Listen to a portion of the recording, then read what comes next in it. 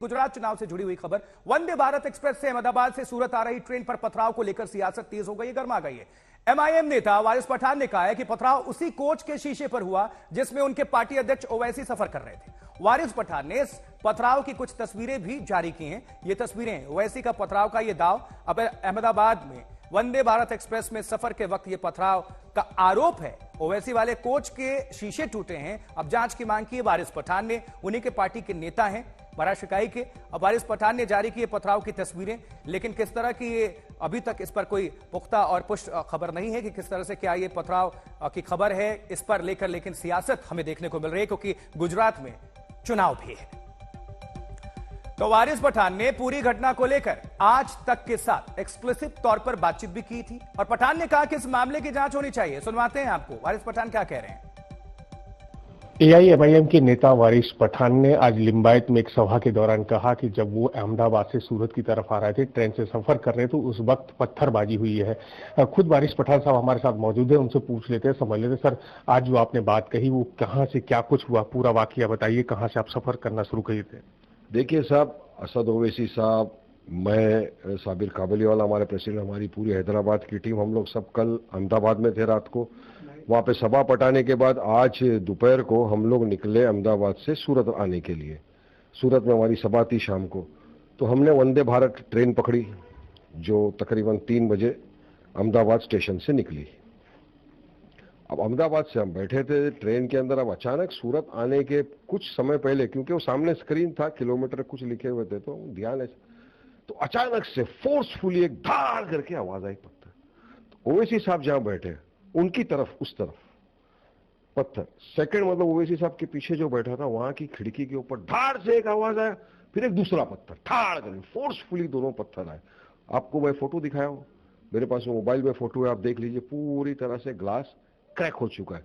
ये फोटो जो है ना, यहाँ पर ओवैसी साहब बैठे हुए हैं, ये मैं बैठा हूँ।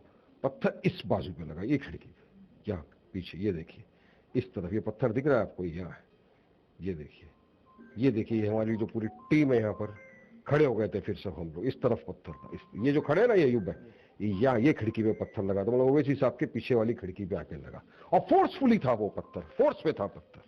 इरादा पूर्वक हमला किया गया कैसे? बिल्कुल, आप ये कह सकते हैं इरादा पूर्वक हमला था ये। देखिए ये सब, देखिए इतने सारे तो पिक्चर्स में आपको दिखाई रहा हूँ सब। कार्रवाई करनी चाहिए सरकार। आप इसकी शिकायत कराएंगे रेलवे? बिल्कुल करवाएंगे, और रेलवे को खुद संज्ञान लेना चाहिए ना। उनका कांच फुटा है तो करेंगे कि नहीं, क्या संज्ञान नहीं लेंगे? मार दिया, इतना फोर्सफुली पत्थर आप मार देते हो। बहरहाल हक और इंसाफ की आवाज को दबाने की तो हमेशा से कोशिश की गई है, मगर दबी नहीं है ओवैसी साहब की आवाज। अब ये लोग क्या समझते हैं, ओवैसी साहब वो शख्सियत है जो यूपी के अंदर गोलियां चल गई उनके ऊपर, वो नहीं रुके, दूसरे दिन सभा में चले गए, तो इनको क्या लगता है कि हमको पत्थर से डराएंगे? नहीं डरे, हम आए, हमने सभा की, हमने बताया सभा के अंदर कि इस तरह से हमको रोकने के। लेकिन जो हक सच के रास्ते पे चलता है वो कभी डरता नहीं है। अब इतने पत्थर कौन मार सकता है, मोदी जी? लेकिन लोग ये भी कह रहे हैं कि ट्रेन चल रही थी, लोगों को क्या पता था कि जिसने भी पत्थर फेंका होगा अंदर ओवैसी वहीं बैठे हैं जहां पत्थर फेंका गया। ओवैसी ने कल सूरत में जनसभा को संबोधित किया और इस दौरान ओवैसी ने भारतीय जनता पार्टी और आम आदमी पार्टी पर जमकर निशाना साधा। क्या कुछ कहा असदुद्दीन ओवैसी ने, सुनिए जरा।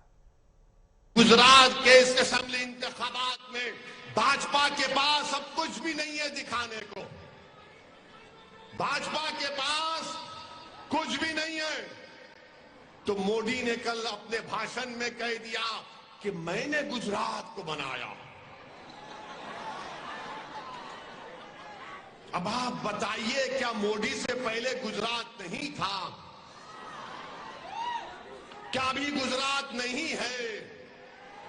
क्या ओवैसी और मोदी के बाद गुजरात रहेगा ना? इंशाअल्लाह रहेगा ना गुजरात।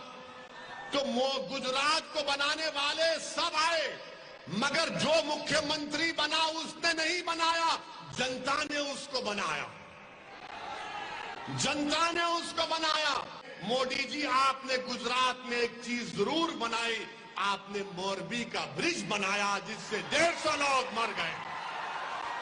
150 लोग मर गए, जिसमें से 50 मासूम बच्चे थे।